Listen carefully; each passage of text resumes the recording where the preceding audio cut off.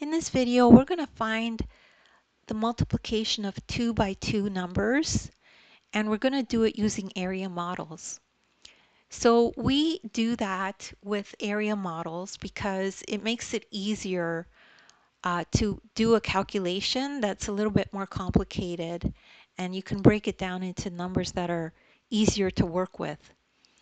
So if we have a problem like this that says use the model to find 25 by 25, so doing this in your head is a little bit complicated, but if you break it down into boxes like this and find the area of the boxes, it makes it easier to calculate this. So area of a box is just the length times the width, which is just the multiplication of two numbers for any box, any rectangle, any square. That's how you calculate the area. So notice that 20 and 5, the side lengths add to 25, which is the first step here. We notice that. So we have this box that's 20 by 20. We have this box that's 5 by 20. We could see that here. This is also 5 by 20. We could see that here.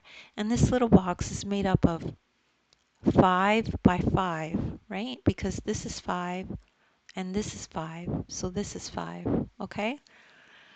So the model shows 25 by 25, which is also known as the area of the entire box. So the area of this entire box is 25 times 25, which is the thing we're trying to solve. Now, let's fill in the side lengths of each smaller box, which we already figured out. So this side length is 20, this is 5, this is 5, this is 20. It just makes it visually easier to understand it. Now we multiply the side lengths of each smaller box to find the area of the smaller boxes. So we would multiply 20 times 20, 20 times 5, 20 times 5, 5 times 5. And just something else to notice, this box is exactly the same as this one. So let's do that. 20 times 20 is just 400. So you just multiply 2 times 2 is 4, and then you have two zeros, 400.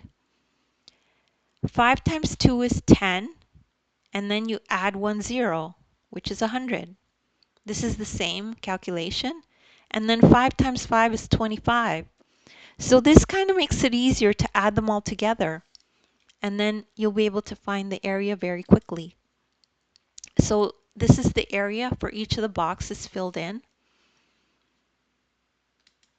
And now add the areas of the 4 smaller boxes to get the area of 25 times 25, which is just basically the calculation. So we could do this in our head. 400 plus 100 is 500. Then you add another 100 is 600. Then to add 25 to 600 is 625, and that's the answer. And you wouldn't have to go through this complicated thing each time. You could kind of picture it in your head, and you might be able to do that kind of quickly in your head. If not, you could just scribble it on a piece of paper, and it won't take very long to do. So don't worry if you don't get this right away. Just rewatch the video. As well, I have links in the description to other videos of mine that are like this.